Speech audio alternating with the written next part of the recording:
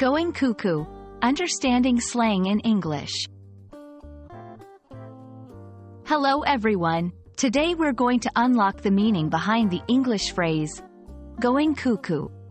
This is a colorful expression you might encounter in movies, books, or even in everyday conversations. So, let's dive in and find out what it means to go cuckoo, and how you can use this phrase in your own English speaking. Going cuckoo is a slang phrase that means becoming crazy or acting irrationally.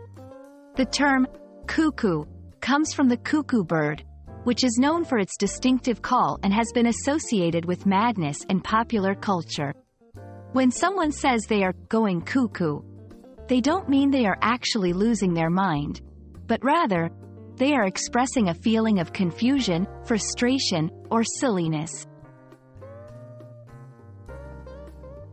The phrase, going cuckoo, has its roots in European folklore, where the cuckoo is often depicted as a symbol of insanity. This association is partly because some cuckoos lay their eggs in other birds' nests, leading people to believe that these birds were not quite right in the head. Over time, cuckoo has evolved into a metaphor for madness in English and many other languages. Let's look at some examples of how you might hear going cuckoo used in everyday language.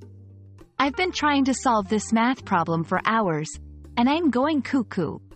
She must be going cuckoo if she thinks she can finish that project in one night. After being cooped up at home for so long, I'm starting to feel like I'm going cuckoo. In these examples, going cuckoo is used to express frustration or the feeling of being overwhelmed. It's important to know that going cuckoo is a casual and slang phrase. It's perfect for informal conversations with friends or in a light-hearted context. However, it's not suitable for formal situations, and you should avoid using it to describe someone's mental health in a serious manner as it can be considered insensitive. I hope this video has clarified the meaning and usage of the phrase, going cuckoo. It's a fun and expressive way to describe moments of silliness or frustration. Use it to add some color to your English conversations, but remember to keep it casual. Thanks for watching, and I hope you're not going cuckoo with all this English learning.